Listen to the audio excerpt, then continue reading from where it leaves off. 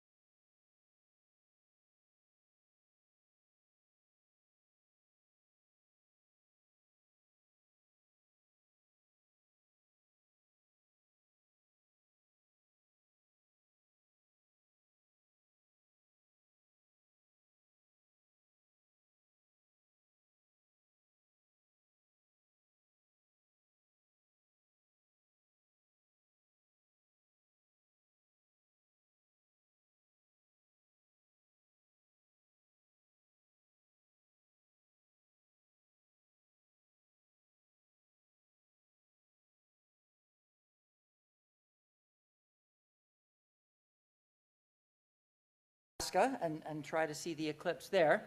But we thought, well, you know what? We're pretty close to the Yellowstone Park, so let's go out there first, and then we'll head in from there. So we went out to Yellowstone and spent a few days there, seeing some of the sights. And lo and behold, we're at this sulfur springs, trying to avoid the smell of it. We turn around, and this couple comes walking along, and they were members from our RASC back home who we didn't know was going to be there. So it was kind of funny that here we are all the way out in Yellowstone and run into people that we knew from back home. We did a few of the other sites while we were out there. So we made a good trip of it. Finally got to Nebraska where we were going to see the eclipse. We had rented this little bunkie. We made sure we rented it for a couple of nights because the prediction for the traffic on the interstates was supposed to be ridiculous, so we didn't want to be stuck on the interstate, so we stayed for a couple of days. And there's quite a few people camping there, and they certainly enjoyed participating in the viewing the eclipse as well. We had the Dobb set up, and as you can see, we had quite a lineup of people to see the eclipse in 2017. So those were some of our pictures. And so again, being interested, she started experimenting. I don't know if that was going to, I don't know, the Jupiter is supposed to be a little video. I don't know if it's going to play or not. So tried experimenting with a little imaging of planetary work. And then came the pandemic. Right, so the pandemic is when I couldn't get together with my friends to go out visual observing, so I set up my Dobb in my Bortle 7 backyard and tried to see stuff, and it was like a nightmare. You couldn't make out anything really. So then my husband, being so wonderful as he is, said, oh, you can put a DSLR in that scope. And that's what I did. So my Dobb plus my DSLR made me produce some of the most awful pictures I've ever seen. But at the time, that picture over there of the dumbbell, that was, to me, the most beautiful thing I'd ever seen. And I actually had it framed because that was more than I could see visually. And then, you know, I did the Hercules globular cluster. This is all with a 10-inch Dobb. And then we've got M51 there, but again, more than I could see visually, and and you guys, I don't know if you remember this, but that was the black hole, the first ever picture of a black hole from M87. Well, I found that I didn't need that. I could use my 10-inch Dobb, and I could get pictures of not just one black hole. Look at all the black holes in my picture. I found out later that I didn't discover anything new. I was just really bad focus. So then with a little practice with PixInsight, that picture got a little bit better. On different gear too. Was it different gear? I don't think it was. Oh, no, same gear, yes. It was the same gear. Yeah. I know what I'm talking about. Yeah. So anyway, then I decided I probably would like to do better pictures. And the first thing I said was, I need an EQ mount, don't I? So I got an EQ mount. And then I put that picture, that Newton on it, and got these pictures, if you can tell what they are. But anyway, I decided I would probably need to get a refractor to get better pictures. So I said to my husband, don't I need a refractor? He said, well, we can get you a nice doublet. What do you use, Stefan? Well, I had a triplet. A triplet. So guess what? Me too. If he gets one, I get one. So that's where the Me Too clause came into effect. So if he had, you know, automatic focus, me too. And it just went down the whole list. I ended up with an Astro camera because he had one, I had to have one too. And this is where I got really into the automation and got automatic everything, pretty much. But I still had to set it up outside. And the umbrella was just to shade it from the sun. Cover the box. Oh, yeah. I'm sorry, I can't read that. I've got too much glare. So one of the things we did, this is when we were living in Sarnia, so we built that box to go around the mount, and she could leave her mount outside and just bring this tube in, and then we had... Oh yeah, turn the garbage can upside down. And- And then put the telegizmo over that, and then we stretched out a big tarp, because in the winter, like I only had to dig the crop circle around my rig once, and then the rest of the winter, the tarp kept the snow off of my area.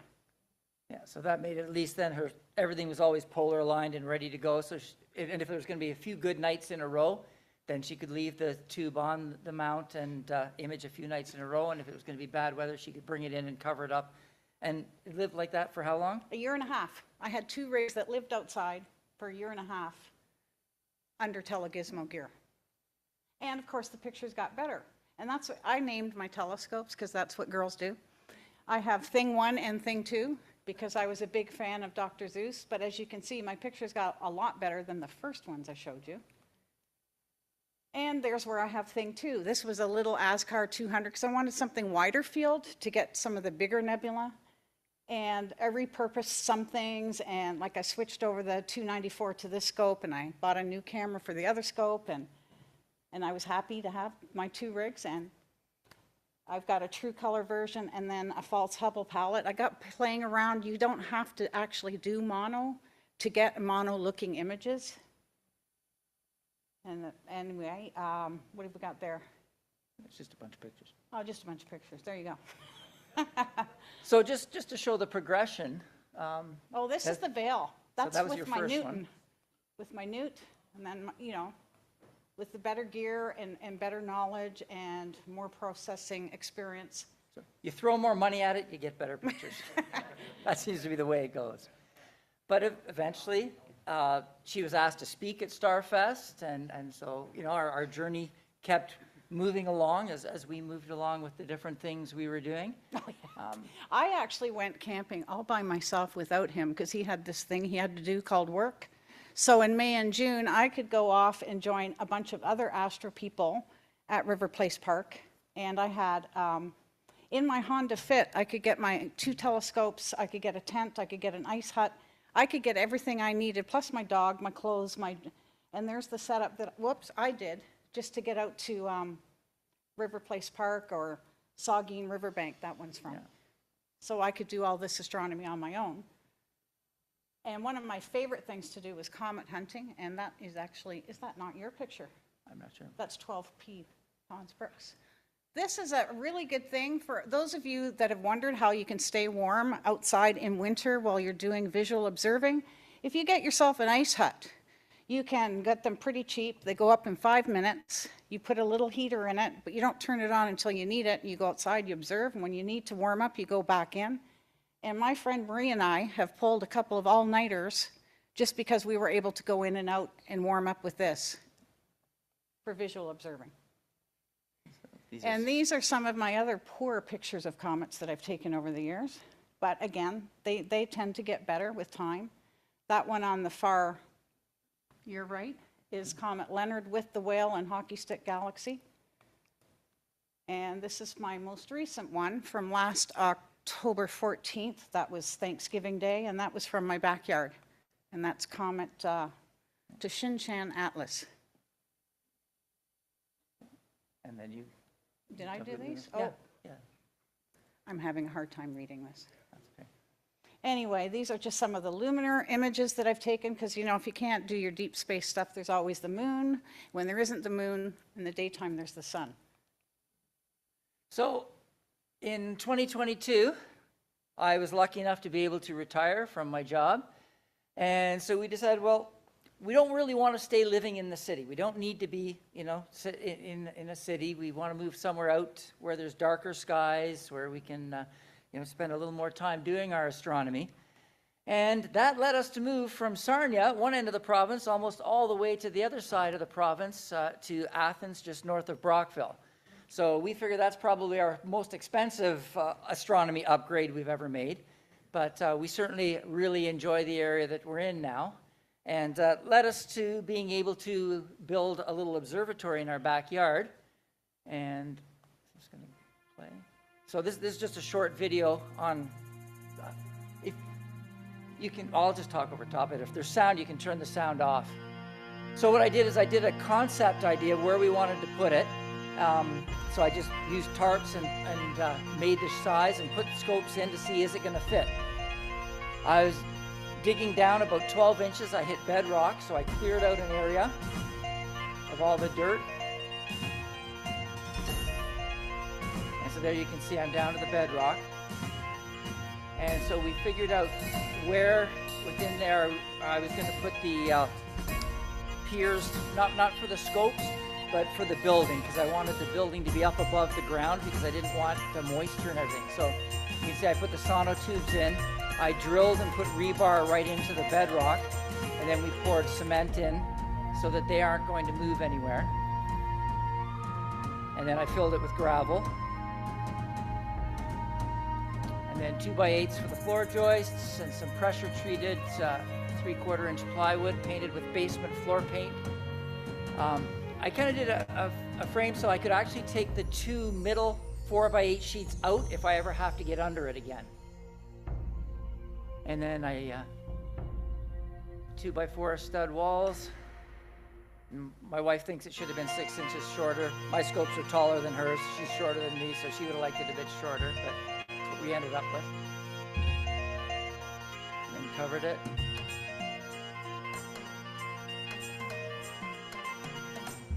So we made the roll-off roof, which works quite nicely. I probably went a little overboard with the roll-off roof. I used 3-inch garage door track and 3-inch wheels, and I put a dozen each side, so it really distributes the weight, but it rolls really easily.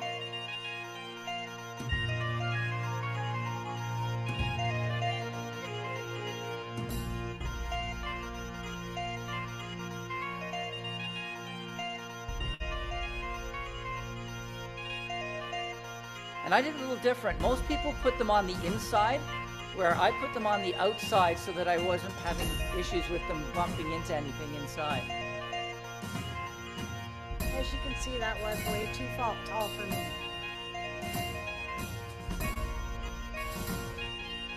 So we ran Ethernet out underground into it as well. So it's actually connected directly into our router in the house and then to our desktop computers in the house. So that way each of the scopes in there has a mini computer on it and is connected to the Ethernet so that the data goes right to our desktops, which are faster for processing. And then eventually we automated the roof using a gate opening system. And so you just press a button and now we can do everything from inside.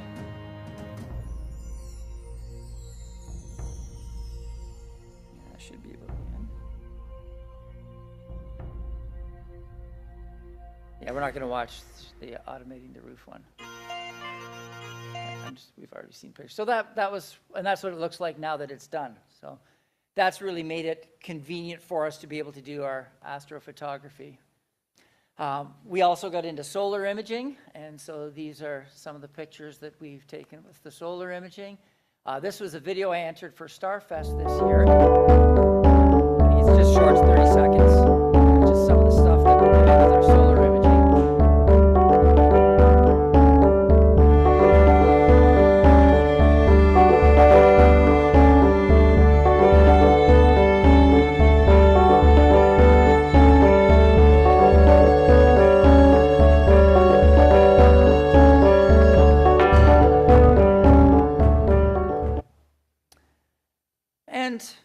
Living where we do, we sometimes go down to the St. Lawrence or we travel around just trying to find different sites to get pictures in different ways. So again, something that we can enjoy doing together, it's still part of our lifestyle.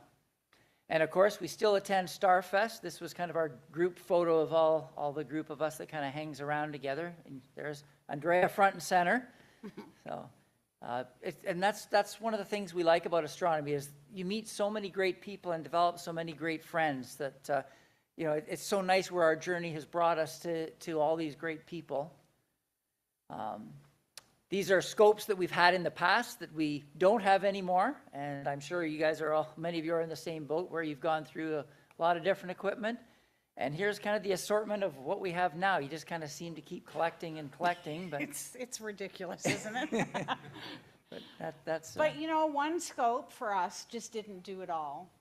Like if you don't play want, golf like, with one club. So And so. thanks to Andrea for this picture. Yeah, but what we say is enjoy whatever is about astronomy that makes you happy, because that's what it is. There's so many different things you can do and enjoy with astronomy. So make sure you do the things that make you happy and enjoy. And that was from Starfest 2 years ago. And that's the end.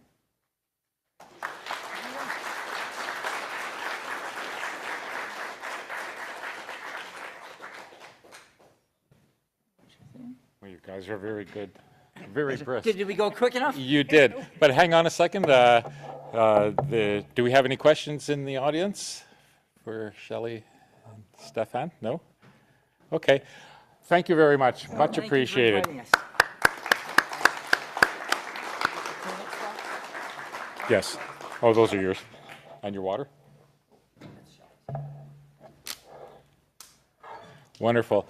And late breaking news, we do have a Zoom connection. So for those of you watching our meeting on Zoom, sorry for the initial delay. We had a few gremlins on the loose. Seem to have gotten most of them under control. So welcome to the meeting. And you didn't miss much up front. You got the good stuff from Shelley and Stefan. Yes, sir. 16 people on Zoom waded through the problem and are still with us. That's great. Awesome. Thank you. That's great. Good work. All right. Actually, we're doing actually much better. You guys were awesome. You guys, those are a lot of slides, but that was perfect. So we can take a bit of a short break.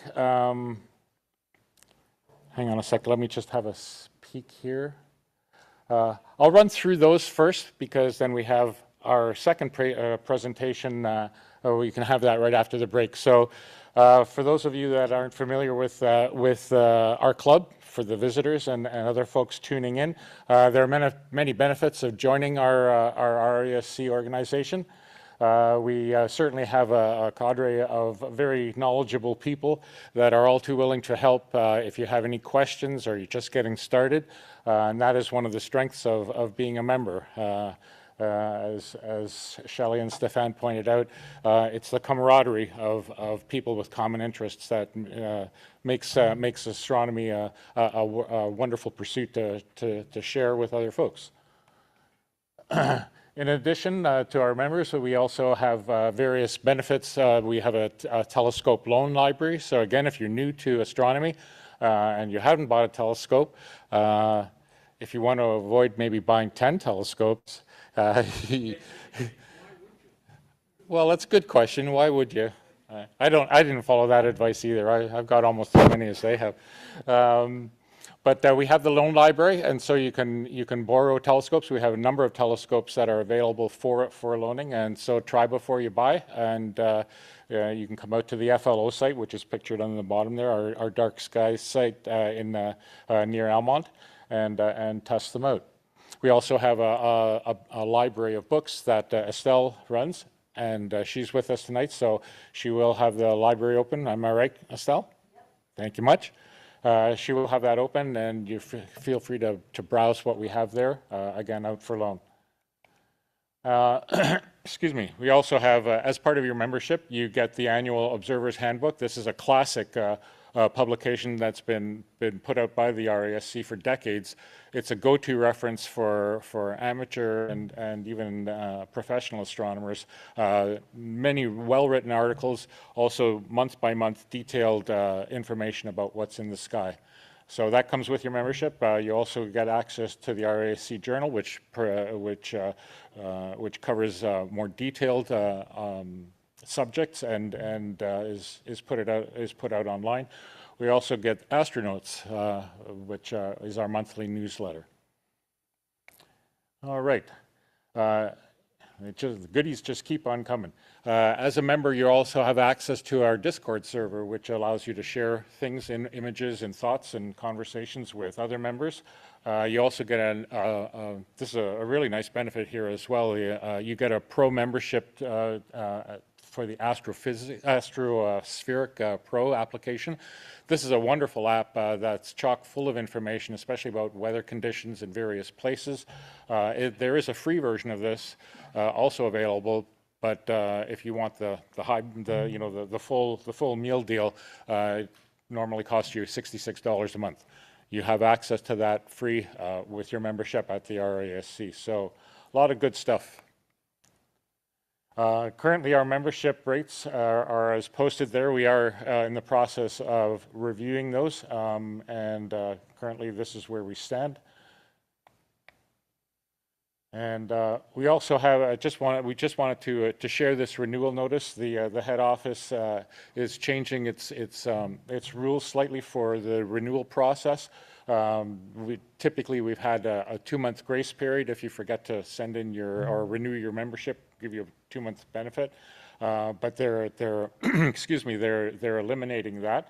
And so it's important that you renew your membership to maintain your member status, because it'll lapse if you exceed your deadline. All right. And that's where we'll leave it. We'll take a break. As I say, we have a fairly lengthy presentation after the break. So 10 minutes, please. Go stretch your legs. Have a bio break.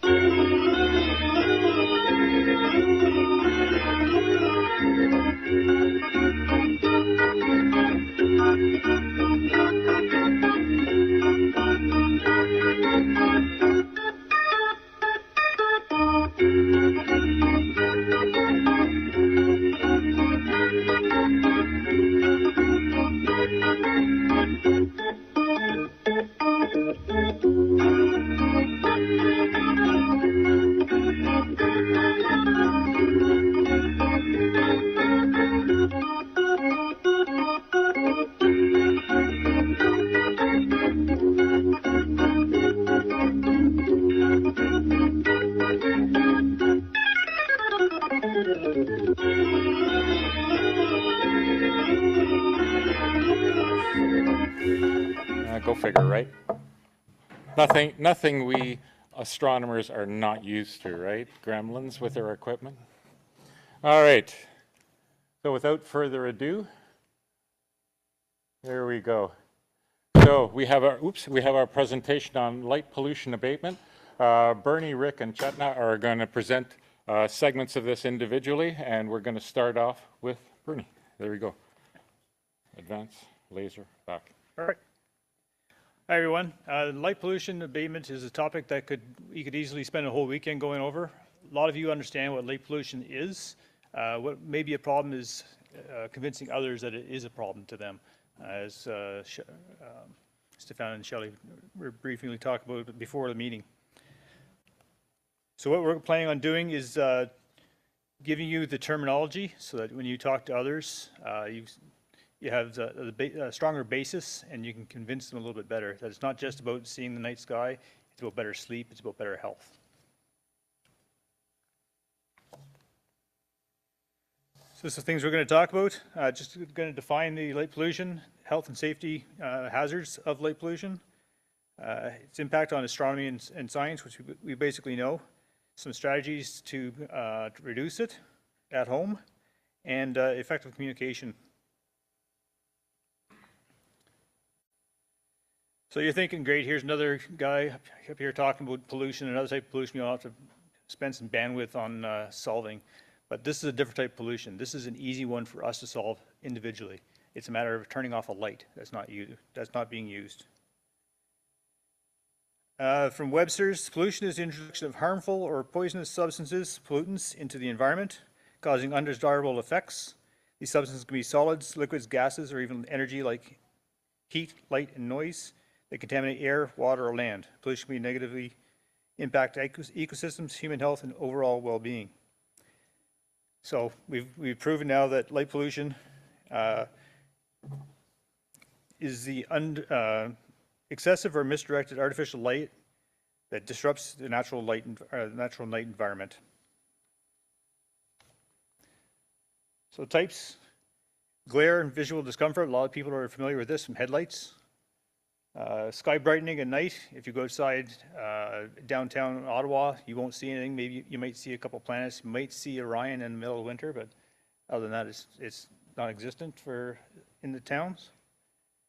Trespass effects. That's when the light from your neighbor's light goes into your windows at night. You have blackout curtains so that you can avoid that at night, or that light.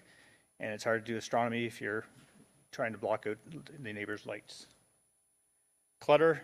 This is really familiar for anybody who's trying to drive downtown at night when it's everything seems to be lit up and somebody walks in front of you wearing a color pattern that really doesn't affect things.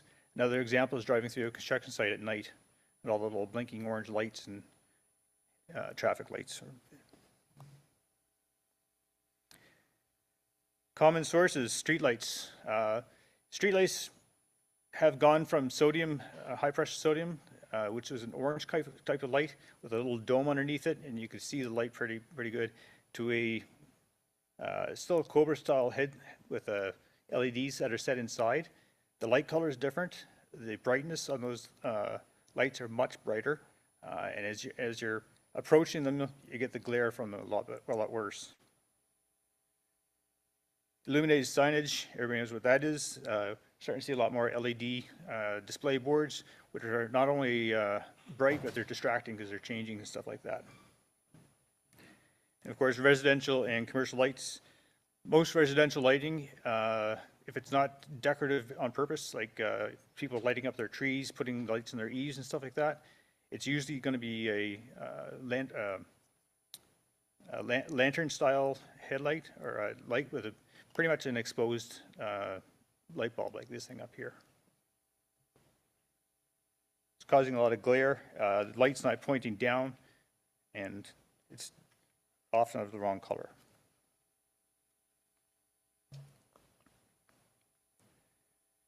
Trends in the city, of course, we're seeing more and more light because it's cheap. LED lights don't use any electricity to speak of, so they just leave them on all the time, right? Department stores, buildings, office buildings, stuff like that, they're lighting up their exterior to advertise themselves. At 3 o'clock in the morning, nobody cares. Turn off your light. Over illumination, not only are they putting lots of light out, they're putting too much light out. They're putting out so much light that it reflects off the ground. If it's a shielded light, it goes off the ground and bounces up into the sky, which impacts the night sky. A lot of people say it's for security, but proponents of this lighting is often the lighting companies. There's a lot of research out that said, 20% reduction in lighting. Listen to Light Pollution News, and they went back and found out that 20% reduction in crime from lighting is from GE. They put it out when they were talking about their street lights. There's no reduction in crime. There's actually an increase in crime. When your thieves don't need to have a light with them, see inside your vehicle. They don't need to have a light to see what's in your house because you get it lit up. It makes it easier for them. Which are you more likely to notice? A person walking around a building that's lit, or someone walking around a building with a flashlight? Right? Which is more suspicious to you?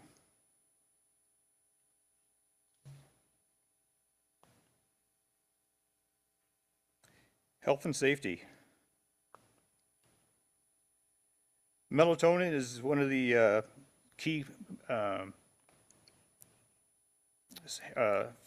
hormones in your body. Sorry, it controls your circadian rhythm. Basically, it also controls a lot of your immune system functions.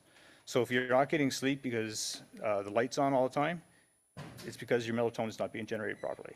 As much as 8 lux of light, which is less than any night light in your room, can affect your melatonin production.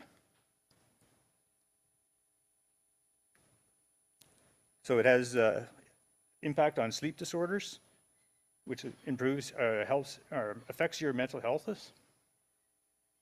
There's an increase in obesity, heart disease, and some types of cancer, breast cancer, associated with the reduction of melatonin production from night light, or light at night, sorry.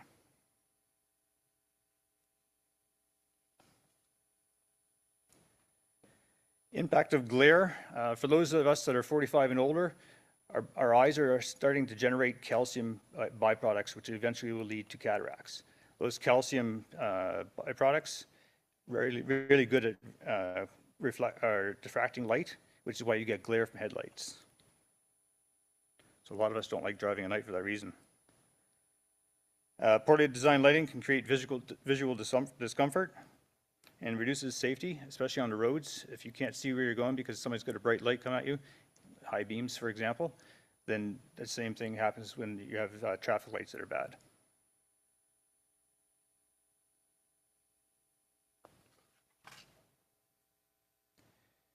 So what affects us also affects wildlife at night. And it's not just out in the country you have to worry about this. Pollinators within the city, there's about 50% pollinators during the day, which is butterflies, bees, hummingbirds, and stuff like that. But at night, there's dozens of different species of moths and stuff like that that go around and pollinate as well. If they're not there at night because of the light, they're all stuck around a street light or your outdoor light on your step. They're not doing their job. Eventually, your pollination goes down, and that service of your fruit trees or whatever you have in your area becomes a problem, and they start to die off. We also know that a lot of birds migrate at night. They use the sky, the stars, the moon, stuff like that to fly from place to place. If it's a bright city, that distracts them into the city, and then they start flying into buildings that are lit or not lit at night. A lot of people have been talking in the news about the number of birds that are killed by windmills. Maybe you have an idea how many? In North America, they suspect about 117,000 a year for windmills. How many fly into buildings? About 1 billion. The only thing that kills more birds than buildings is cats. Keep your cat inside.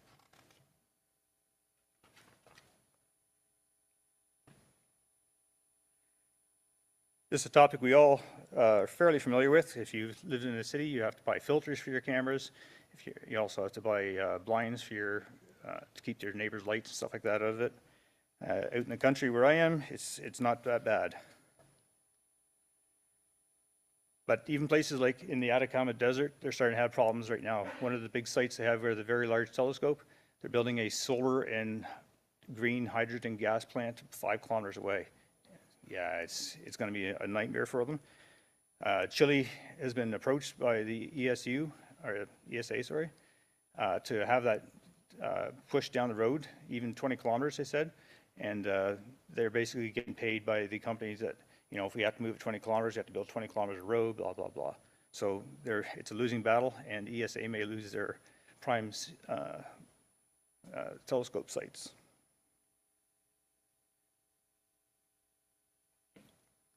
So yeah, we know the limitations here and challenges for observatories. So some of the strategies that we need to keep in mind for ourselves and when you're talking to your neighbors. Lights are only useful if they're needed. So if they have no purpose other than flooding your tree at night, you know, keep it on until, you know, an hour after sunset or something like that, which is too late for us to do a lot of astronomy anyway.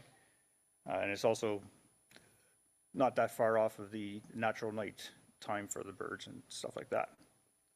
It should be targeted and it should be shielded. So targeted where it's needed and shielded from trespass as well as going up into the sky. Only as bright as needed.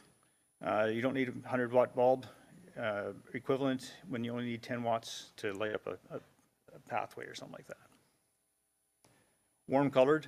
The warmer the color, the lower the Kelvin rating. So 2700 is fairly equivalent to the incandescent bulbs we were so familiar with.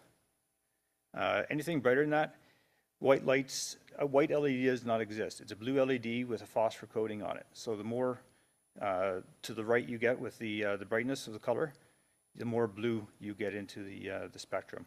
And Rick's going to talk about that later on. And where possible, controlled by timers or motion sensors. This is the way, if you're going to have a light out for security, that's the best way to do it. If you have a light out for security and it's always on, you're basically showing your criminals where to hide in the shadows. If they hear somebody, they can run and they know where the shadows are. If they walk up to your house and your light suddenly comes on, that's more likely to move them away, if that's something you're worried about. Things that RASC National is doing for the LPA is working with communities on light ordinance adaptations. We're dealing with Schultz out in BC right now, trying to get their community to recognize dark sky. as a community, new designations. And we just had a dark sky park approved just across the river in Gatineau, Le Terrain. They haven't got their certificate signed yet. We're having some technical issues with that, but they're ready to have people come up.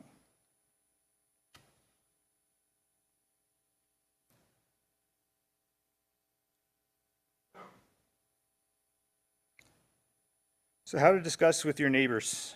Basically go in with an open mind and with the facts, the correct facts. Be empathetic, understand from their point of view what they're trying to do, but let them know how it's affecting your point of view too. If it was if it's noise pollution, it's a little more understandable because they can, you know, if they have a loudspeaker, they don't want to hear it coming from your house.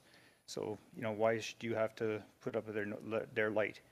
Their light is a property issue, so if they want to light up their property, it's their thing, but they should keep it within their property. As soon as it trespasses into yours and it starts affecting your property rights, that's something you can bring up with them as well. It's a really touchy situation.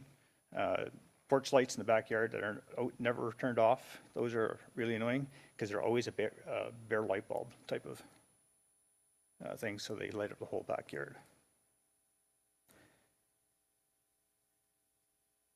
There's a lot of really good resources on the net.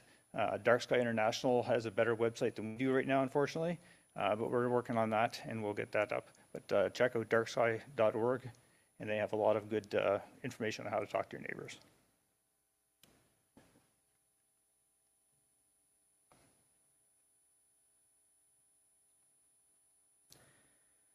So approaching city councilors and policymakers, I'll just cover this quickly because that's Rick's topic. Evidence-based arguments, go into community support. If you have a petition signed saying, you know, your LED lights at 5,000 Kelvin is a bit too bright, that might help get them because they don't have to spend money. And practical policy proposals. So coming to them with a draft bylaw perhaps that they could adopt in on how to mitigate the light pollution.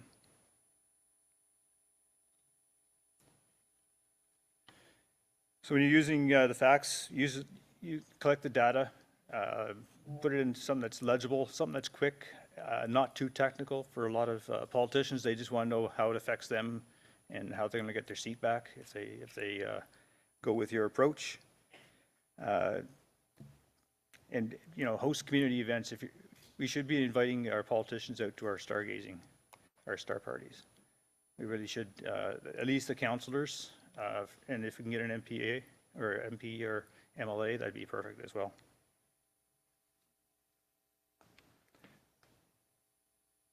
So it was quick, hopefully not too quick. But if there's any questions, we'll do it after the three of us have presented. And that'll save a bit of time. Up next is Rick Scholes.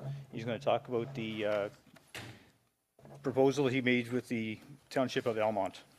Thank you.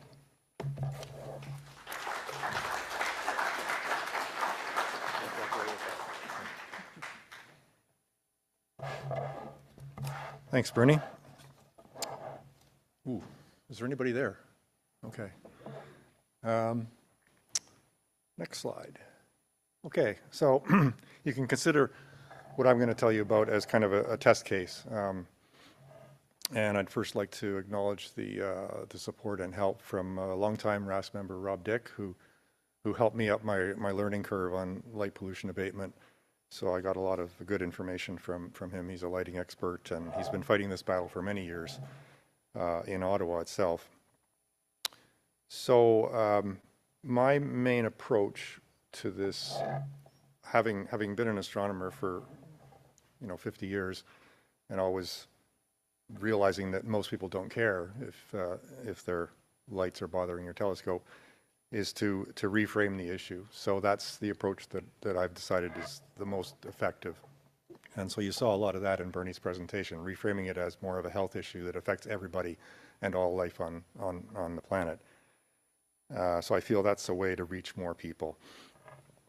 We do have a bylaw in Mississippi Mills where I live and where Flow is located. And that's unusual. There's only about 10 municipalities in Ontario that have such a bylaw restricting or putting limitations on outdoor lighting at night. More are coming, but it's, you know, it's a slow process. So the impetus to the work that I've done over the last 6 months is that our bylaw was coming up for review. So I wanted to make sure that town council was aware of its importance and that there were going to be no glitches. And I don't think there was a danger of it not being renewed, but I wanted to strengthen the bylaw. And obviously a big problem that has risen in the last few years is the introduction of LED lights. So that's put a kink in the whole process, and it has changed really the levels that we need to be aware of. And the levels of restrictions in the bylaws are really no longer appropriate. The ones that were developed in the bylaw that was created in 2003 are no longer appropriate now. So at the end of it, really, I came to the conclusion that it's mostly about awareness and education. So that's sort of what this is all about. I gave the presentation on the 27th of May to the Town Council of Mississippi Mills. And when you do these presentations as a member of the public, you're limited to 7 slides and 10 minutes. So I'm going to show you those 7 slides. I presented them, each slide was shown sort of sequentially, so I would build up each slide so it wasn't the whole slide that you're going to see. But I'm just going to not repeat what I said at that meeting, but really just explain what I was doing with each of these slides. So this was my introductory slide. Councils are very busy. They're deluged with information, with paperwork, with things to read. And, you know, to get 10 minutes of their time is something. And you have to realize that you've got to make your point quickly, and they've got a million other things that are arguably more important than light pollution. So, you know, I just did an outline that I was going to define the problem. Most of the councillors were new since the last set of elections, so they may not have been even familiar that we had this bylaw. I talked about the bylaw itself a little bit, what was good and bad about the current situation, and some proposals about where we should be going with this. So this was my definition slide. I defined light pollution, and here's the reframing. You know, I was framing it as the consequences are wasted energy, are negative health impacts on all forms of life, including humans. And just back that up by saying that life evolved without artificial light, so there's no surprise that we have sleep disorders, and we have confused birds and confused animals by artificial light at night. And there's been hundreds, thousands of scientific studies done on all forms of life that you can find mostly on the National Institute of Health website in the States that catalog the negative effects of these lights to one degree or another. And just ended by saying, you know, more, we always think as humans, more is better, more is better. More light is not necessarily better, even for safety, as Bernie explained. And I quoted the famous Chicago Alley project, it was called, which was done in 2000 in 2 areas of Chicago where they had normal alleyway lighting, and then they upgraded lighting in another area. And for a 1-year period, they measured all the crime into the 2 areas that were demographically the same, and there was actually more crime in the better lit areas. It was probably within experimental error, but the point was more light didn't help. So this is a big emotional issue that you have to fight, and you have to, the only way you can do that is fight it with facts. So this is the Bortle scale, which most people will be familiar with. Going from excellent dark skies, whoops, wrong button. Where you can see the Milky Way in all its glory, to inner city washed out skies where you can maybe see the moon and the sun and maybe Venus. And you would think that Mississippi Mills would be for suburban rural transition, but in fact we're more like average of 5 and ranging to 6 within Elmont itself. From my house in Elmont, I can really no longer see the Milky Way. So I basically ended with the forceful statement that we are failing at being a night sky friendly community.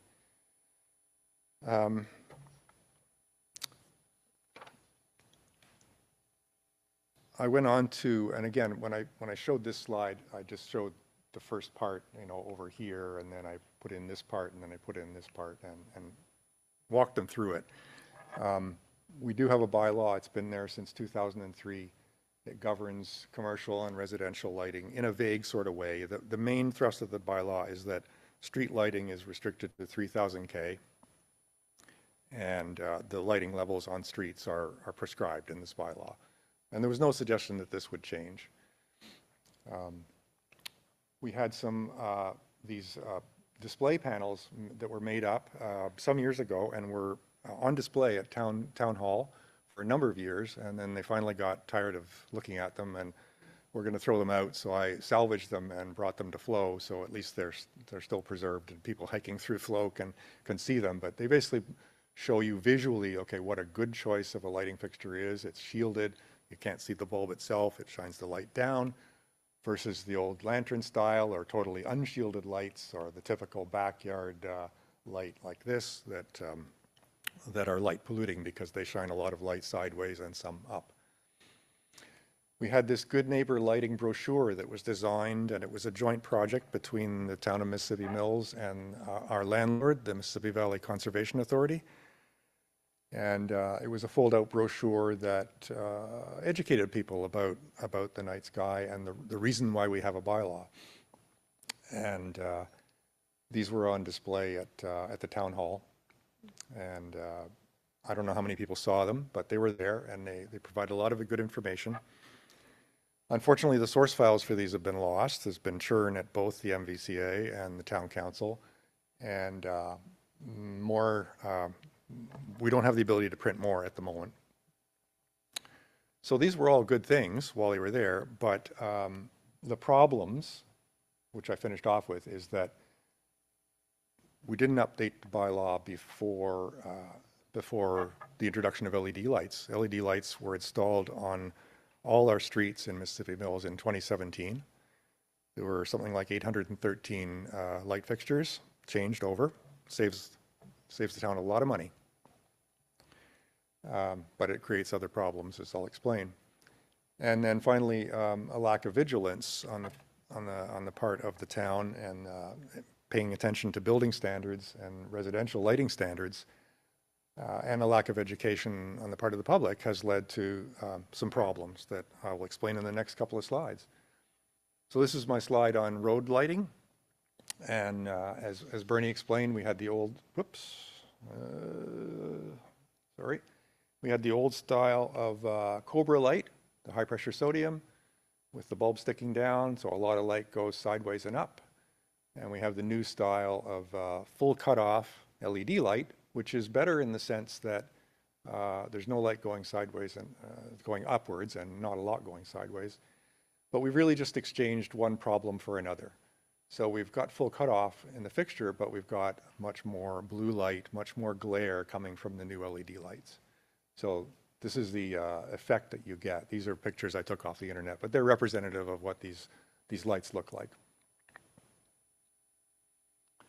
On the commercial and residential side, these are some pictures I took myself just going around town.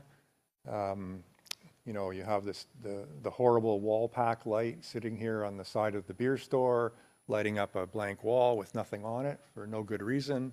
I would call that a nuisance light, versus the good gooseneck style lights that you see many of in the old part of town that shine the light down where you want it. Residentially, we have whole streets in some of the new areas that somehow got through the planning process with poor lighting fixtures on the fronts of houses. So at night you get a lot of glare, a lot of light going up and sideways instead of being shielded fixtures. And then you have some of the newer streets built since these that have proper shielded lights, where the light, you can't see the bulb itself, the light is going down where it should be. So there hasn't been consistency in the way the bylaw has been applied to the residential units. And we have a new Minto subdivision composed of either 500 or 600 homes going in Elmont, being built as we speak. And I was very concerned that, you know, Minto needs to know about the bylaw. Do they know? Have they been told? Has it been explained to them that when they build these 500 houses, they need to have proper shielded light fixtures on the fronts of houses? So that's the point I wanted to stress. So this was my wrap-up slide. And again, I presented it sequentially. So what I argued for was that we needed to improve the bylaw. We needed to not just maintain it, but improve it by putting in a standard of lower color temperature on the LED road lights and dropping to 2700 from 3000 K. I wanted to make sure that new developers coming in, and there's lots of them, use shielded fixtures on the houses. And then I got a little optimistic and requested that they prohibit decorative lighting.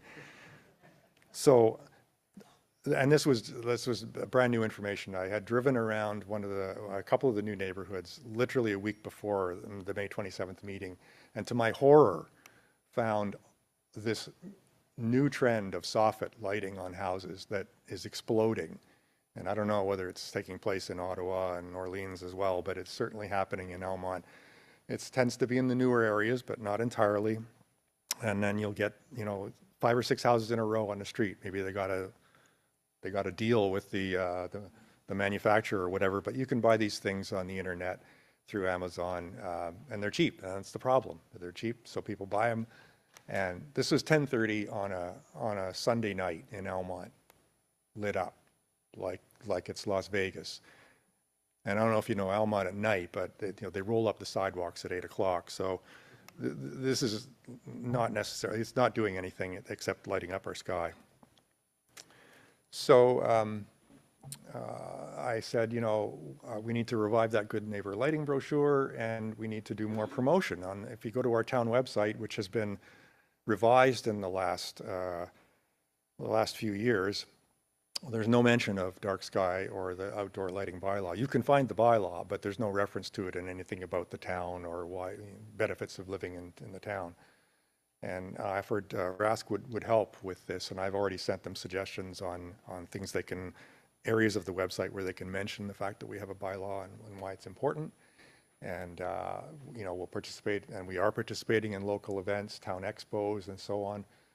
A group of us had a little booth at the Kintail Christmas event at the Mill of Kintail last December, and it was quite successful. We were able to market RASC and also talk a little bit about light pollution.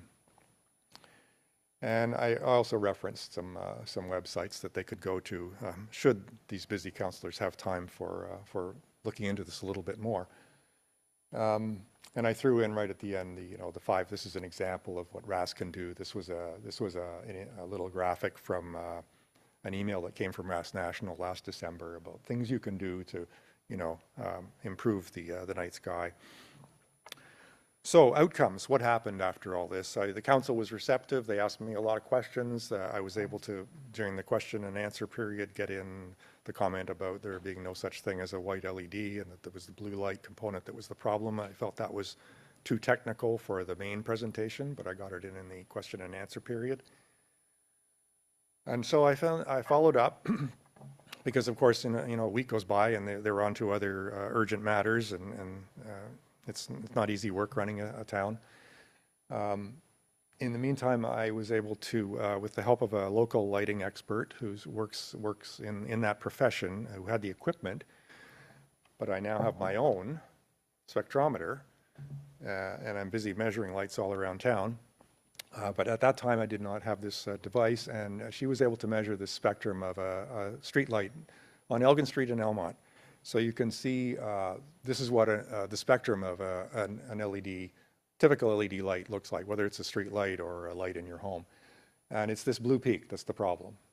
So you can see it's quite large. This is a 3000 K, meets the bylaw, LED street light that appears white, but it has lots of glare because of that blue peak. So I thought this was a fairly important graphic to provide to them, and I did so, and I explained that the justification for requesting a drop to 3700K, a 3700K light bulb, which is now the same price as a 3000K light bulb. It wasn't 5-10 years ago, but it is now. It will have a much lower blue peak to it, and it'll be a warmer yellow color.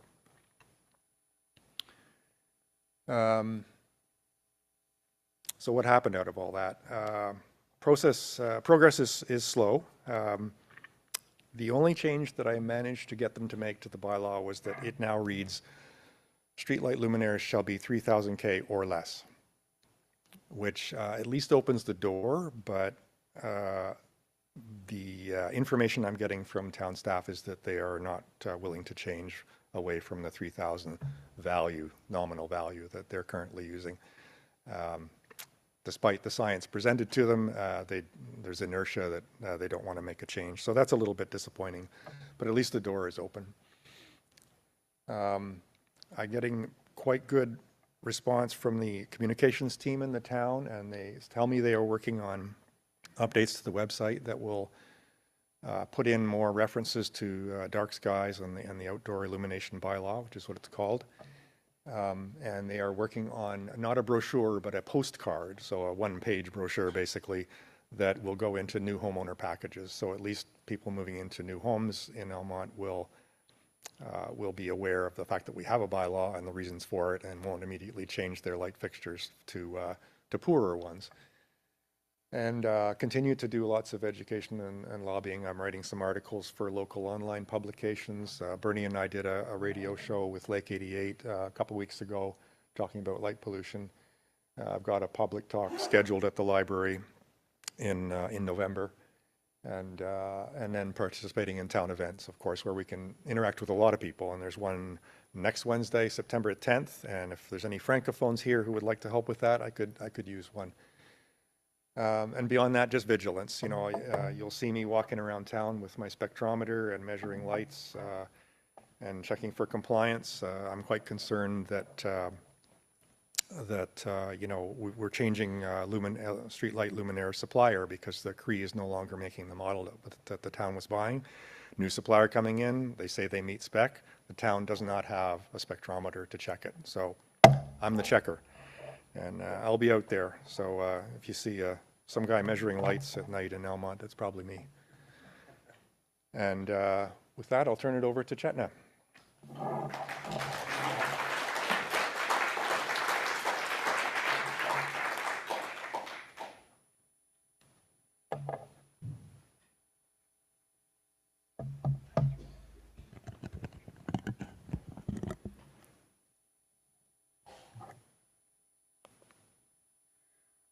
Hello, everyone.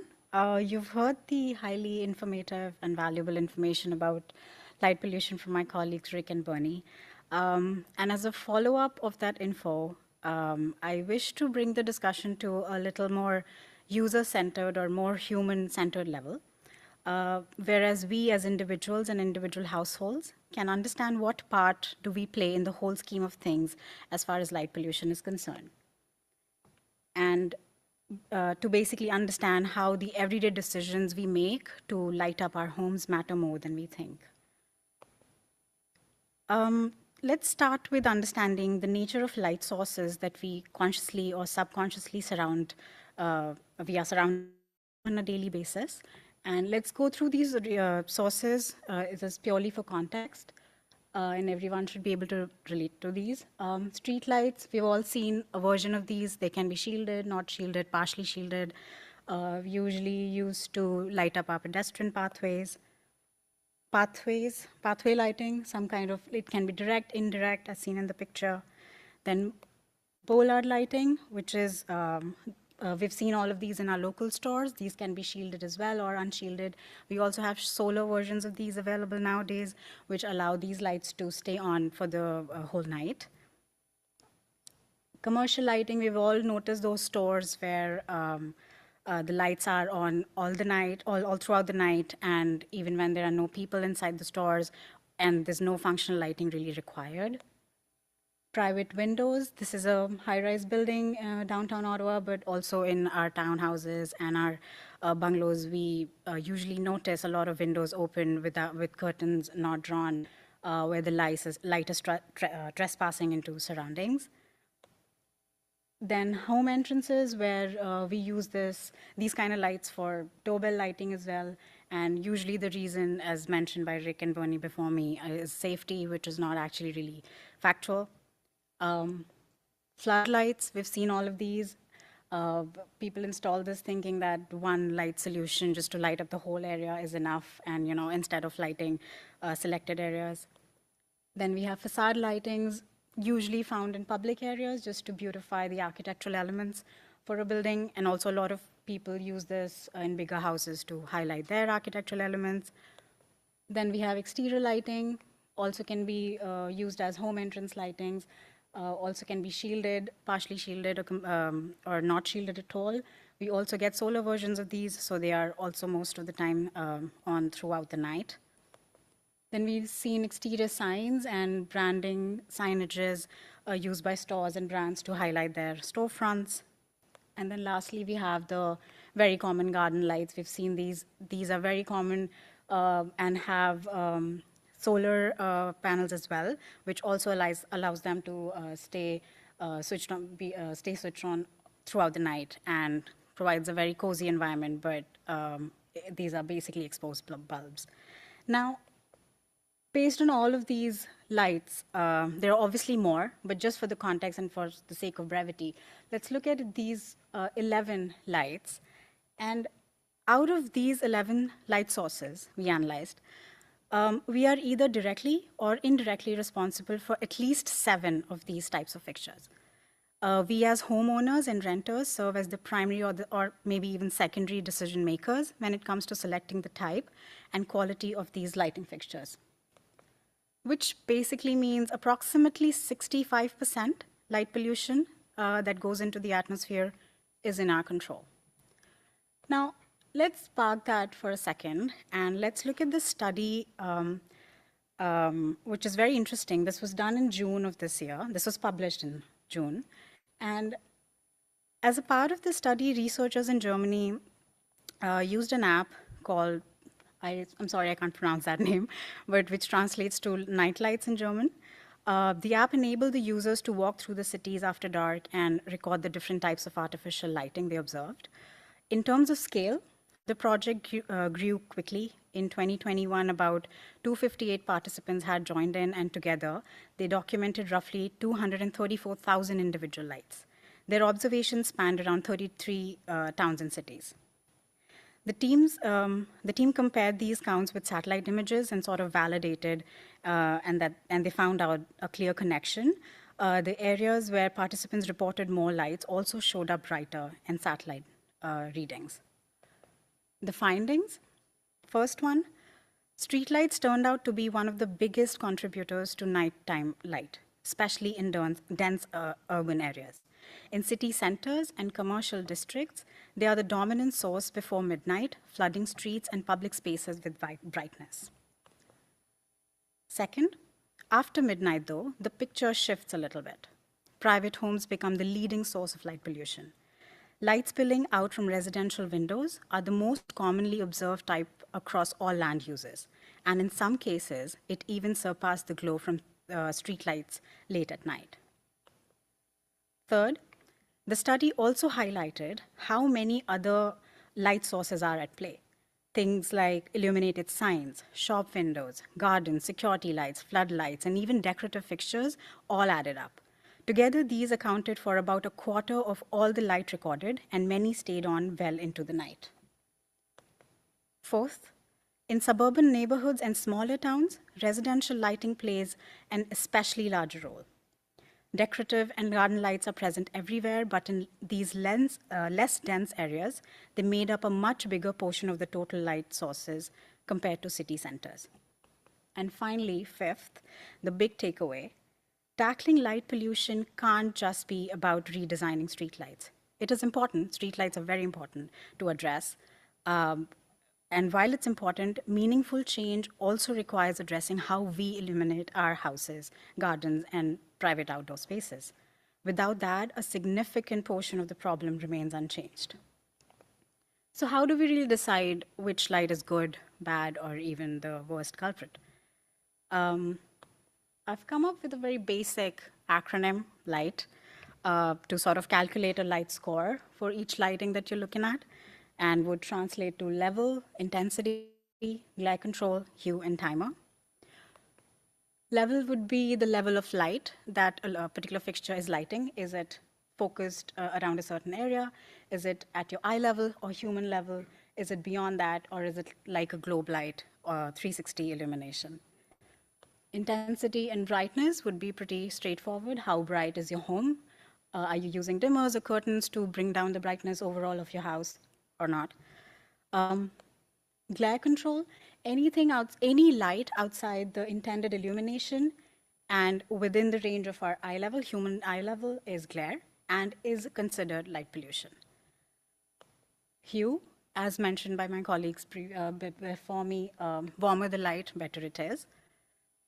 Timer, it's always better to have our outdoor lights on either a motion sensor or on a timer. So in a nutshell, at home, close the curtains.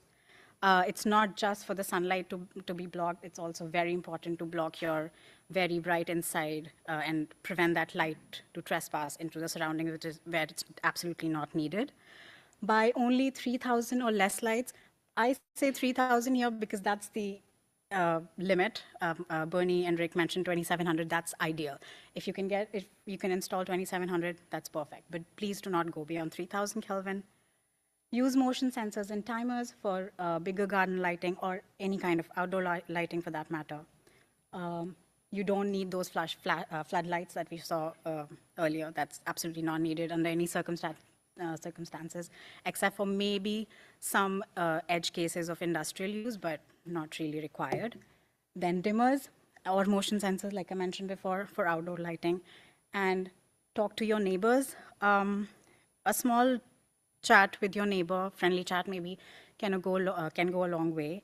And if you don't know how to do that, and it can be very anxiety-inducing too, but you can look at resources. RASC National, as Bernie mentioned, has a lot of resources. They address a lot of points to at least initiate the conversation that could help. So to conclude, we clearly don't inherit the night skies from our ancestors. We are borrowing it from our children. And a single choice, even choosing a better light from a local store, can make all the difference. Thank you.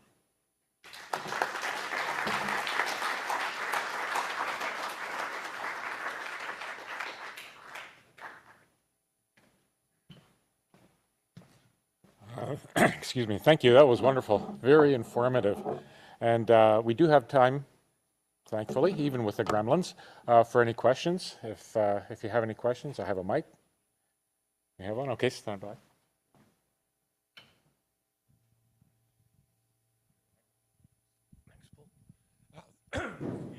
Thank you.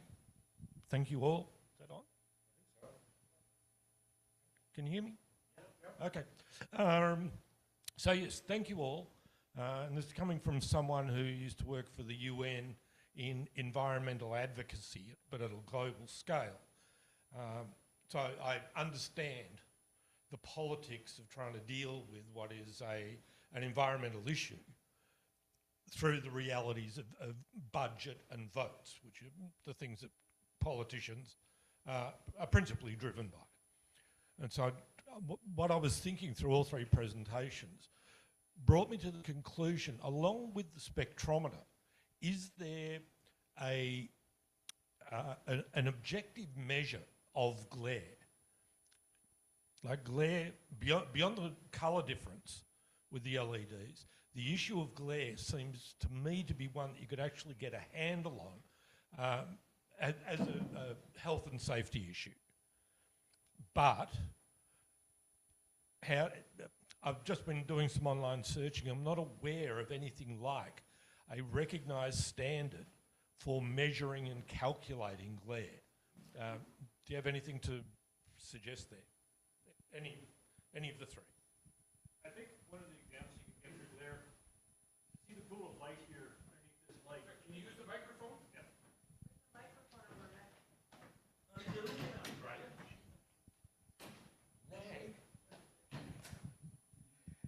Sorry about that. So you can see the pool of light that's underneath the light here that's over top of the podium, and it's very bright in the center. But outside of that, you can see where it's kind of a different color. That would be the glare zone. So this is called the nadir underneath the lights. It's the intended spot for the light. Anything outside of that is because it's not properly shielded all the way around. Yeah, but my question is, can you measure that? Is there a measure for it?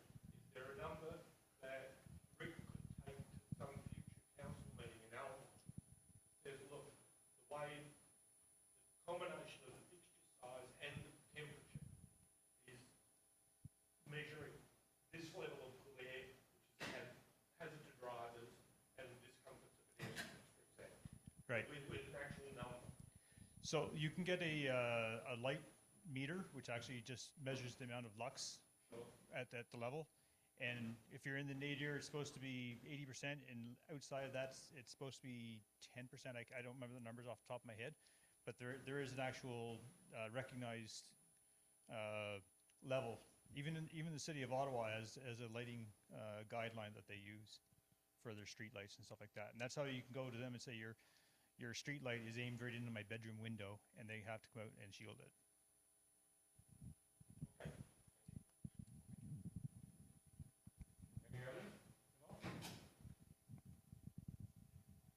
Is there any sense of Frontenac's success with a dark sky site up there, the one where Attila's remains will be left, that it may be beneficial to the township in terms of even modest amounts of additional tourism that might appeal to a township to preserve degrees of sky darkness so that amateur astronomers can come out and take advantage of their location?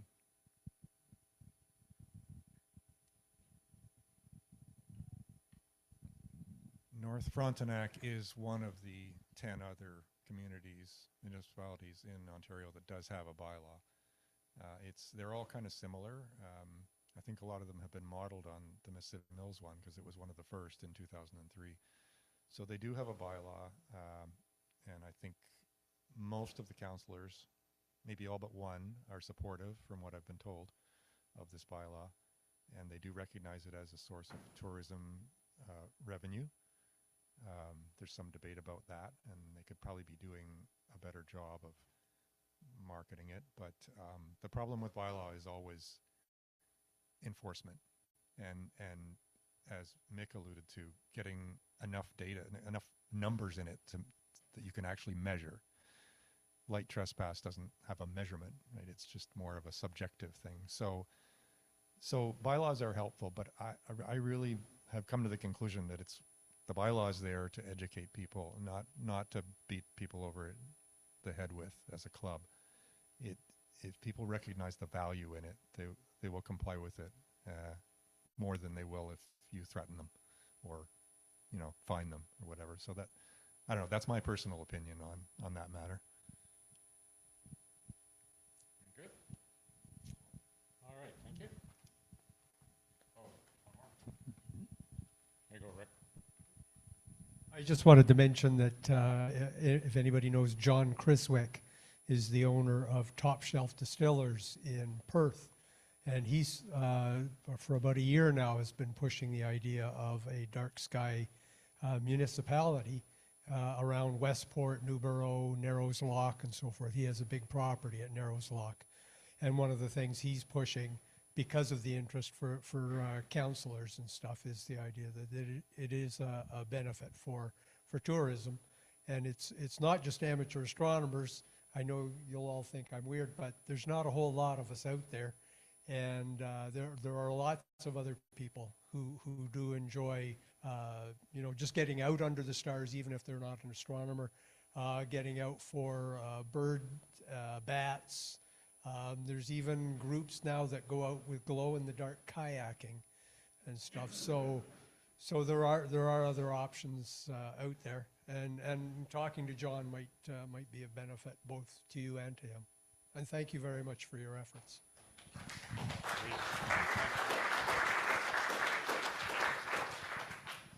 All right. Well, thank you very much. Certainly an important topic for us in our line of interests, and hopefully we'll have some success in reaching the powers that be to implement some of the suggestions that you guys have made. So thanks again for pushing. Excellent. All right.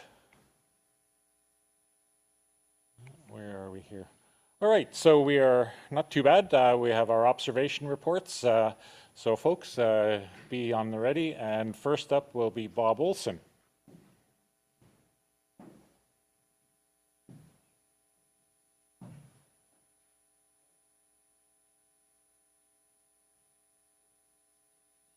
I want you to stand in the light, Bob, and let people see that shirt. There you go. Big one? Yes. M52 is an open cluster that was added to Messier's list in 1774. It's about 3 light years distant. It can be seen with binoculars. This open cluster was one of our challenge objects. The bright stars belong to 1685, and the fainter, lighter group is 1682. They're about 2,000 light years distant. This open cluster is another of our challenge objects. It is nearly 1 billion years old and is about 2,500 light years distant.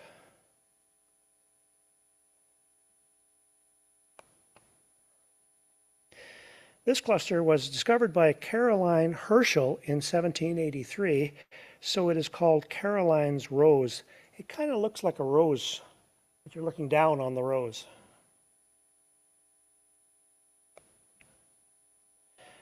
This planetary nebula has a surprising name of the blue snowball.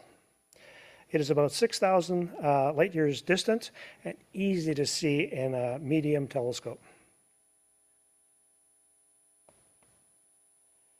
This crop of the image shows an astonishing amount of detail in this planetary nebula. Also, the blue snowball comes out even more clearly.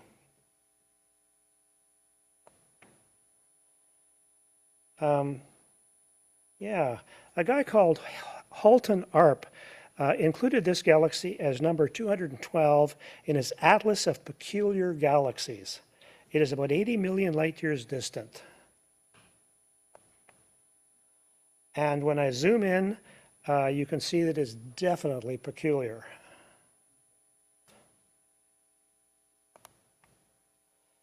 This open cluster is another of the challenge objects, is embedded in an emission in nebula, which I find much more interesting than the, as Attila Danka would say, boring open clusters. It is about 6,000 light years distance. Thank you.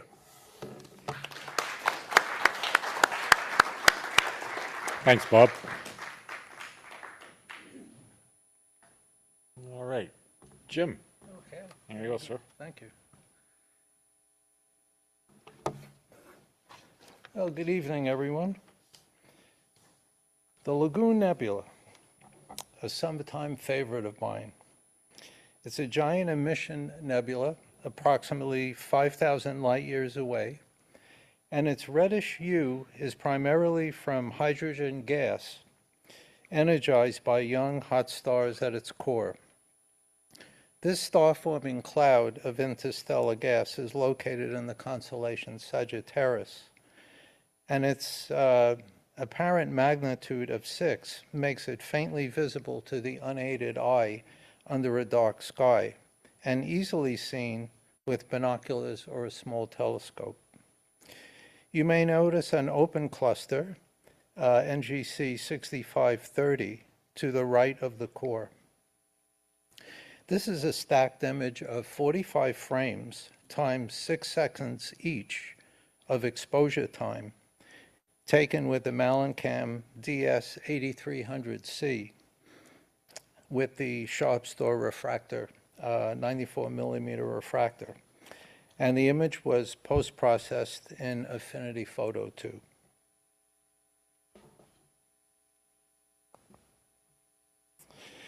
Another favorite of mine is the Swan Nebula, about 5,500 light years away, also at magnitude 6.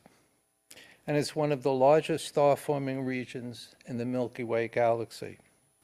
Strong streams of charged particles, or solar winds, emanating from hot young stars, carve and sculpt the surrounding dust and gas, which you can see in the lower part of the image. This is also a stacked image, approximately 4.5 minutes of exposure time, post-processed with Affinity Photo 2. So next I'm going to be showing you a couple of solar animations in monochrome showing prominences close up. So it's interesting to me to see how plasma moves, very often tending toward arcs and loops following the magnetic field lines. This animation was taken using the Lunt 60mm H-alpha scope with a double stack and the ZWO ASI 174 monochrome camera using fire capture over a 1-hour period. Seeing was below average that day. Now the next one that I'm going to show you is quite different. For one, the seeing was very poor that day, and so the solar surface will ripple right before your eyes. So hopefully you won't get too dizzy. It's also different because here you have two apparent large vortexes of plasma in close proximity to each other, and through their interaction, there is this gradual transformation of energy. And I wish I would have hung around a bit longer to see what was next. The sun being very dynamic and ever-changing, opportunities come and go. For this animation, I used the same equipment, the Lunt scope, monochrome camera, auto stack it for stacking, and for this particular one, IMPPG to create an inversion using the tone curve. Time span was approximately 1 hour. Thank you.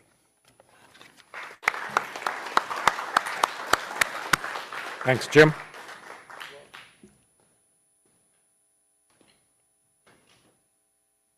And Jim Thompson up. There you go.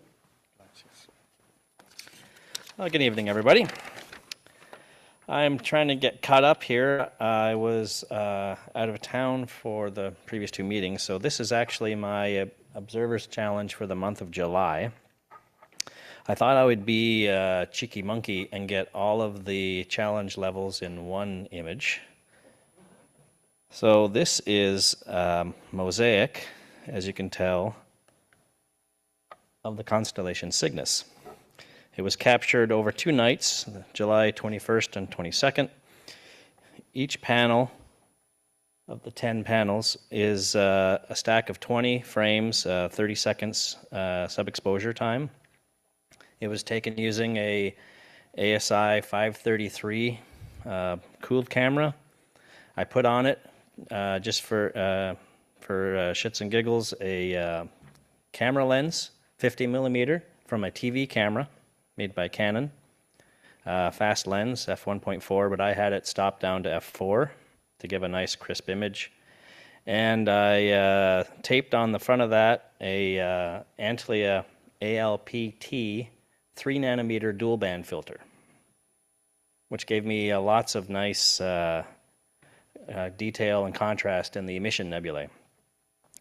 This was all shot from my backyard here in town, where the Bortle scale is about 9 plus. So I've added lines here to show you the outline of the main cruciform shape of Cygnus, and then I've outlined the other challenge objects. The North American Nebula over here, Pickering's Triangle, part of the Veil Nebula down here, and then the Butterfly Nebula up here. As you can see, there are lots and lots of other things to look at in the constellation Cygnus. Here are just a few of the identified objects that are in Cygnus. Lots to see and do. These are just emission nebulae that I've included, like star-forming regions, but there are also numerous planetary nebulae, open clusters, even the odd galaxy. So, well worth it to pay a visit to this part of the sky. It's pretty much directly overhead at sunset.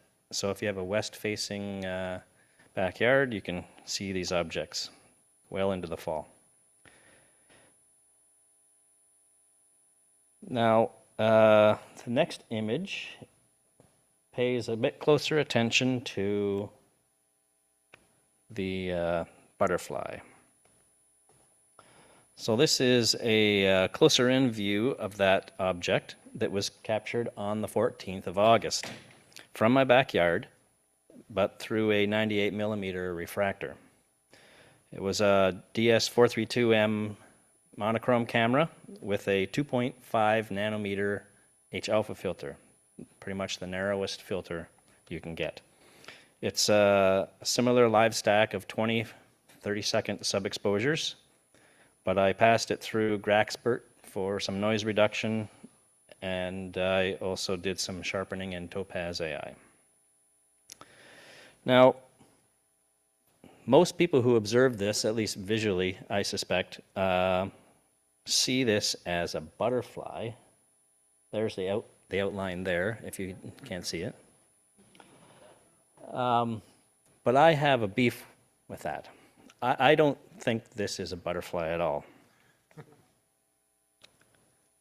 If we back out a little bit, so this is an image taken actually 3 nights earlier, but with a smaller focal length scope. This was a 50 millimeter ASCAR scope.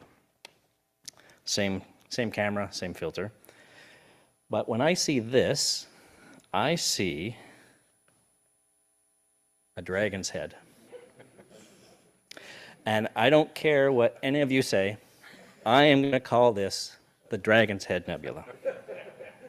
You can join me if you like. Moving on, the night of the 14th, hopefully some of you were out because seeing conditions were excellent in the Ottawa area. We haven't had such good seeing and transparency like all summer, as far as I'm concerned. So it was a late night for me. It was I think that was a work night, or was that a Sunday? Yeah, that was a Sunday, and I was up until 2 a.m.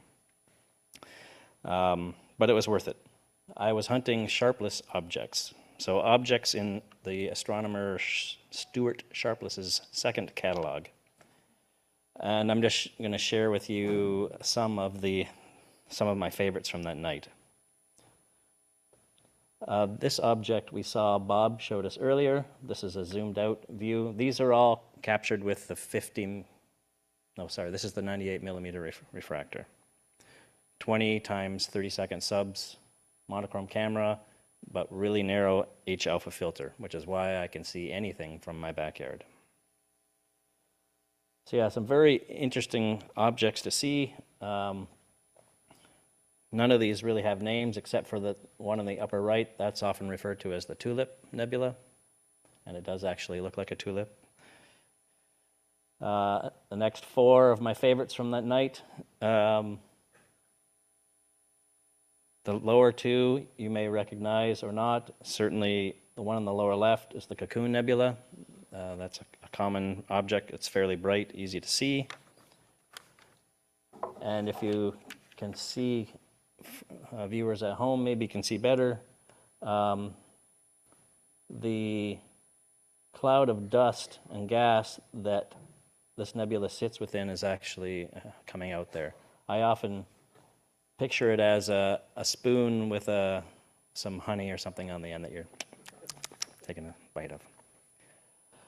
Then in the lower right, that object is often referred to as the Lion Nebula. And it does actually look like a lion. This was about half of the images from that evening, which explains why I was up till 2 a.m. My final image is just a moment for everybody to pause and reflect on the fine summer that we had. It was very dry, a a little smoky initially, but things cleared up later in the month of July, and we had, at least I had, a lot of good observing opportunities. But it's also a time to look towards the future, the observing adventures that we have yet to come this fall and winter. For example, those that may be brought to us by shiny new mounts, which I will tell you all about in a future meeting. Thank you very much. Thanks, Jim. I'm always amazed by what you can pull out of the sky in town with your filters. For those of you not familiar with Jim, he's our resident filter guru, and if you have filter questions, there's the guy you want to talk to. All right. Tony. There you go. Okay, thank you. Hi, everyone. I just have a quick skim through the August observing challenges. As we've seen a couple of times already, we've got some nice open clusters. Starting on the left with 6940, it's quite a uniform cluster with some 100 or so stars. In the middle, we've got 6882 and or 6885. We can kind of see that maybe there's a distant cluster and then a kind of closer in cluster. I think the nomenclature is a little bit confused.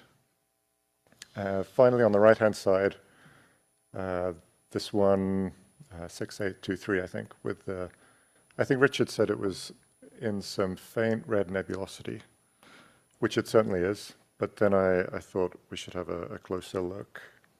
So I got out the narrowband filters and kind of went to town a little bit with the exposures. You can really see some nice kind of pillars and globules there. And then my narrowband setup is has quite a wide field. So in fact, this is what I got. The cluster is over here, and you get all these nice filaments connecting up to a couple more sharpless objects. I think maybe these were in some of Jim's images, and this weird little planetary nebula over there, which I think is the Kronberger 9. So that was all for this month. Thanks. Thank you, Tony. Some beautiful work there. And Andrea. There you go. Go. You bet. Hello, so I'm here to talk about this little floaty thing that was on the sun, floating above the sun, August 10th. I ended up taking a picture of it, and it did become my APOD. What I did do is this particular image, I had done an animation, and I sent it to the APOD people. And then I got an email from Robert Nemiroff saying, oh, well, this is nice. Do you know what happened to this plasma thing? Because it was floating there for like a day. And if you want to see the animation, the APOD for, oh my God, I put the wrong date. It was August 26th. August 26th is the APOD, and you'll see the animation and all the field lines. Okay, thanks, Mick. So I didn't know what happened to this plasma, so I pulled out my phone, and I tend to go to this Gong network. If you Google the sun and H alpha, it tells you what's happening on the sun.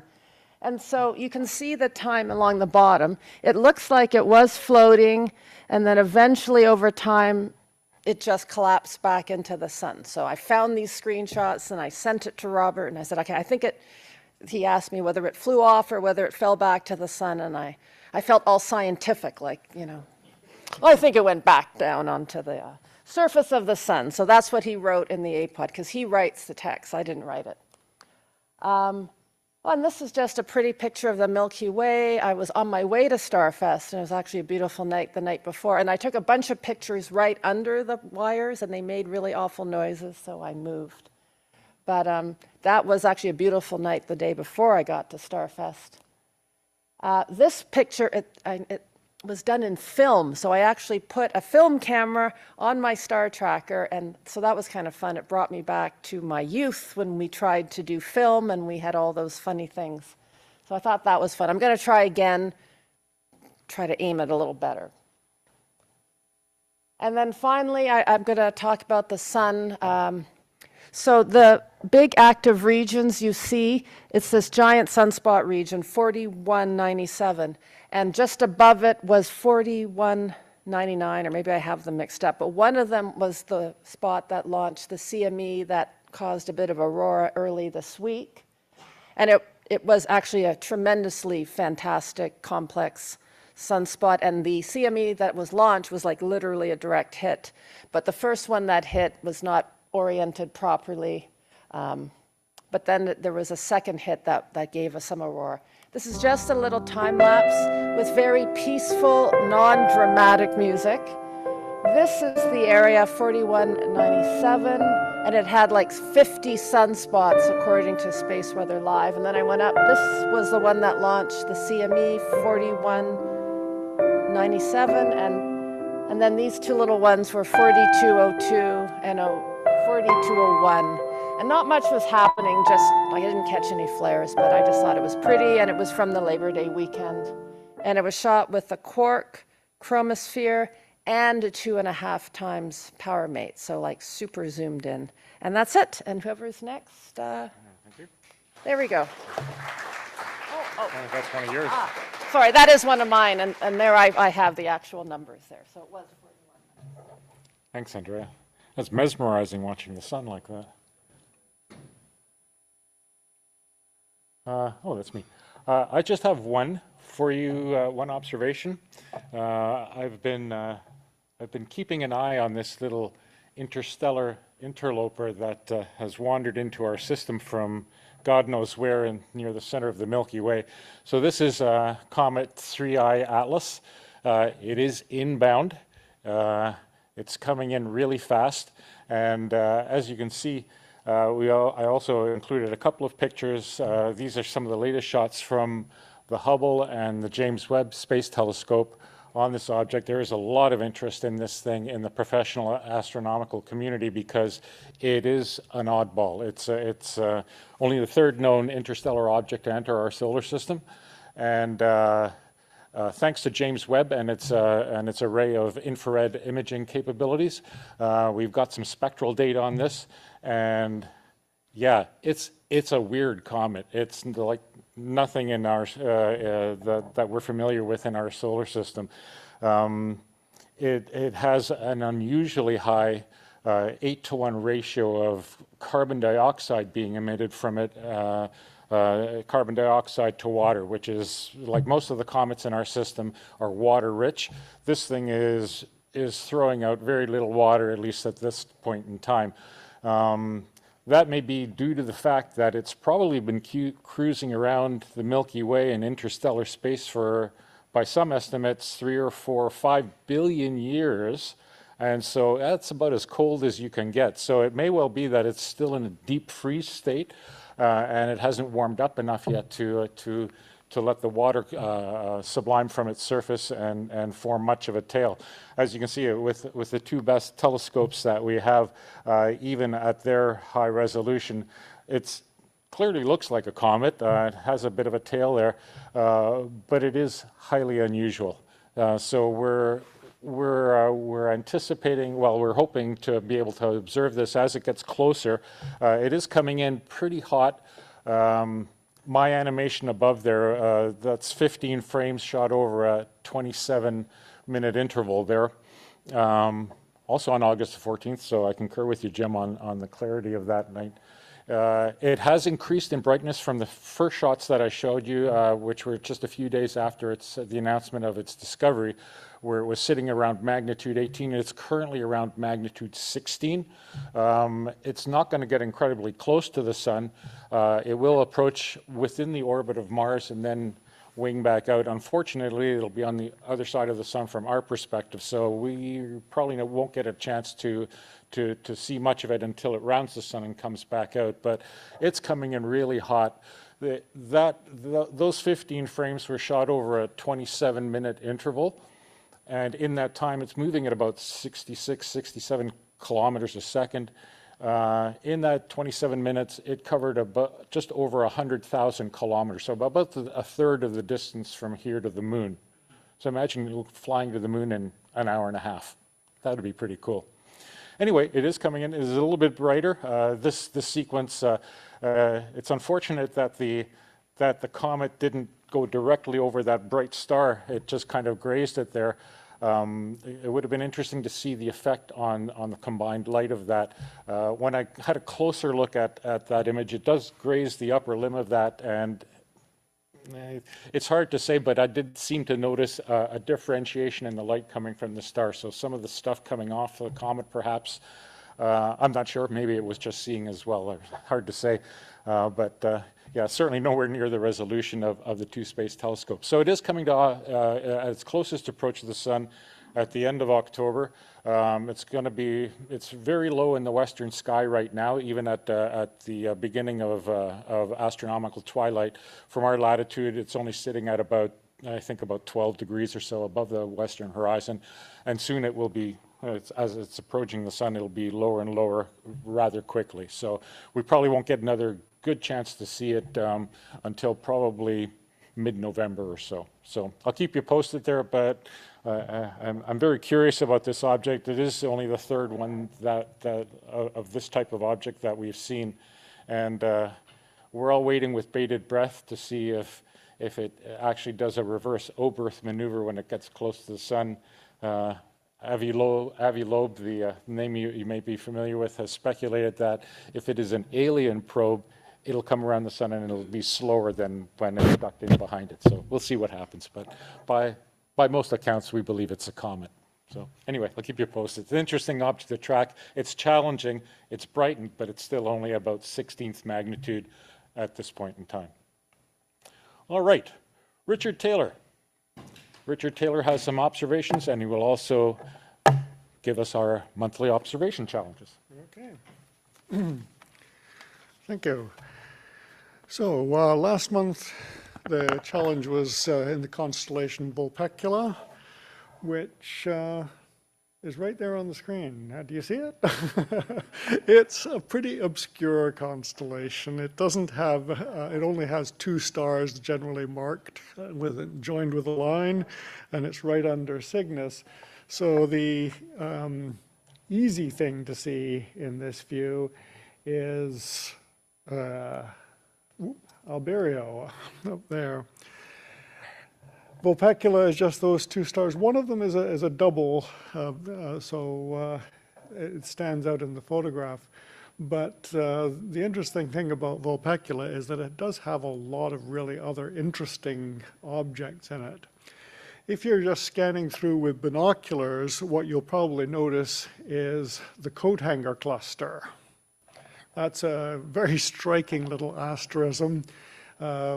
It does look exactly like a coat hanger, so it's something that I really like looking for with a good pair of binoculars.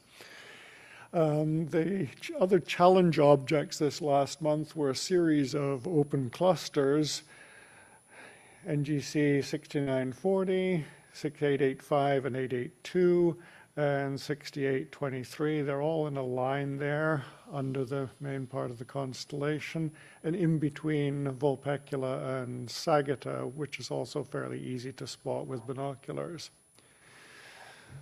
So that was the region, and we've already seen quite a number of pictures of these things tonight. But here's my version. 6940 is a fairly big open cluster, but not very prominent because it's right in the Milky Way. So there's a lot of background stars here. So it just looks like a sort of slight condensation of the Milky Way. The next one is also known as Caldwell 37, and as I was saying, there are possibly two clusters here. It does have two NGC numbers. Oops, I'm looking at my wrong page here. I'm not sure which one is referred to, but as I think Jim was pointing out, there do seem to be two kind of things.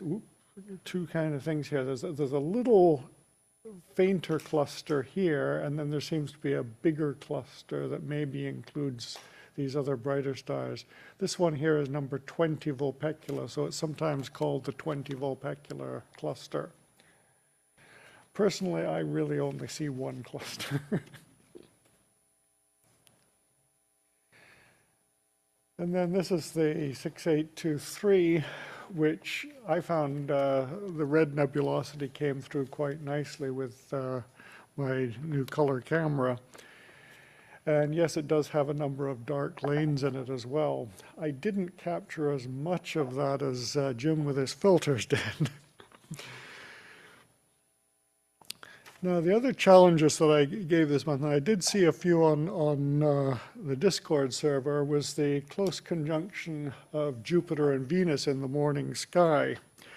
Now, this was pretty early in the morning. I don't usually do mornings, but it just happened that I had to go pee.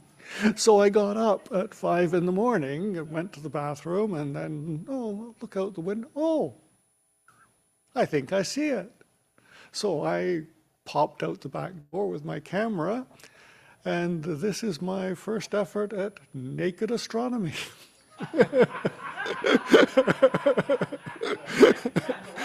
Because it was a lovely warm morning. I mean, nobody else was out there. It was my backyard. I was perfectly private and everything.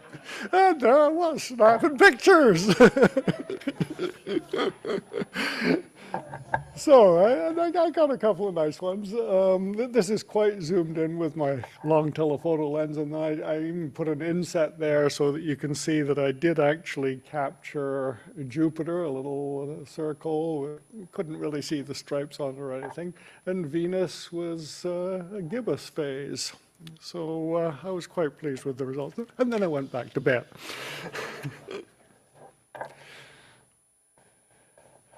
This was not a challenge object, but it was for me because I was staying at a very nice dark sky place up near the North Frontenac Dark Sky Preserve. I stayed in a cottage there for a couple of weeks, and I was really hoping to get the Heart and Soul nebulas in Cassiopeia. And it wasn't until the very last night we were there that I had this opportunity, because the cottage where I'm staying is facing south. It has a lovely view to the south, but this is up in the north, and that's where all the trees were. So I had to wait until about midnight before it actually came up above the trees. And then it was too big to fit in my camera. So I had to take a 3-panel mosaic in order to capture the full extent of the Heart and Soul. So I was out there until about 2 or 3 in the morning trying to get enough pictures to piece together this mosaic. But I think that's really come out very nicely. And it is a nebula that actually looks like what it's called. So those are my observations. And now we'll move on to... Okay, that's the challenges. Oh, there was 1 or 2 pictures on the Discord server of the Venus, Moon, Pollux, Castor lineup on the 20th of August too. So thank you everybody for really participating this last month. We have so many pictures on Discord, so many pictures tonight of these challenge objects. It really made me feel like, okay, people are using these challenges as a place to step off and take a tour of the universe. So I'm very, very happy about that. So what can we do for the next month? How about Pegasus? Now, Pegasus is a huge constellation, and it's just rising in the east right now. And I find it's a great sort of landmark in the eastern sky as we're making the transition from the summer observing of the Milky Way into the winter observation of other galaxies. So, of course, there's the great square of Pegasus, which is kind of like an asterism, just a piece of it, like the Big Dipper is a piece of Ursa Major. But it's really easy to see because there are 4 bright stars in a big, quite uniform square in the sky, and they're kind of isolated. There aren't any other stars nearby to get you confused. So look in the east after sunset around this time of year, and you will see this big square of Pegasus. Now, if you have more imagination, you can start looking for the head of Pegasus, but then you notice he's upside down. Well, I guess he's a flying horse doing loop for the loops or something. And then up above, there's his front legs, but there's no wings, and the tail is actually another constellation, Andromeda. So this is a good reason for getting familiar with Pegasus, is because it kind of points out other things in the sky. So from this star, the most northerly star of Pegasus, you've got this band of Andromeda coming down this way, which is leading us to our nearest big neighbor, the Andromeda Galaxy. And then down below it is the Triangulum Galaxy, another one of our local group of galaxies. So that's a good way of starting out looking for these other galaxies. But for challenges, we have a few other things in here. Level 2 challenge, binocular style object, is a globular cluster, which is actually orbiting our own Milky Way. But it's pretty easy to find here in Pegasus because you follow the neck up to the head and he's sniffing the flowers. So Pegasus points to M15, Messier number 15, the great Pegasus globular cluster. Quite a brilliant one, easy to find, and quite lovely. But then within Pegasus, there's even more little galaxies. And I've chosen this one here, 7479, as the next level challenge. It's pretty small and fairly faint, but if you really zoom in on it and take a picture of it, you'll see why it's called the Superman galaxy. And then inside the square, I was just cruising around with Stellarium and I thought, hey, that was weird. NGC 7497. A very weird looking edge-on spiral galaxy, but even weirder, something that doesn't normally happen, is that it's surrounded with a nebula. Very, very faint. You're going to have difficulty catching this one. This is the level 4 challenge. But there is a nebula around a galaxy.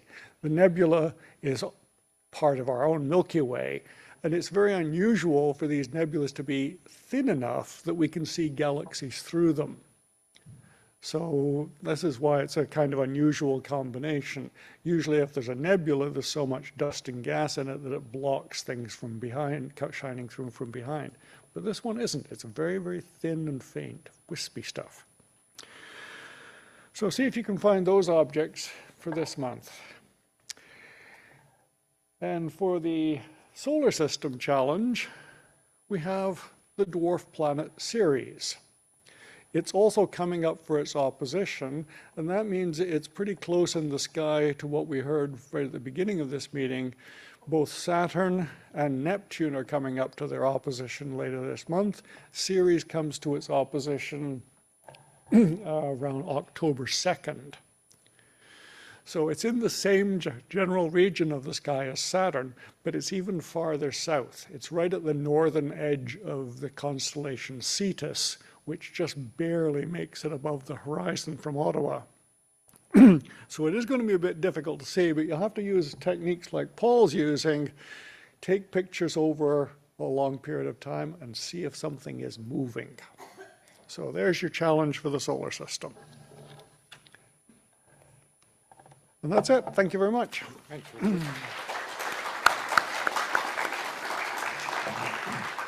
All right, we're running a little bit late. Sorry for the tardiness due to the gremlins, etc. But just a couple of final announcements before we break.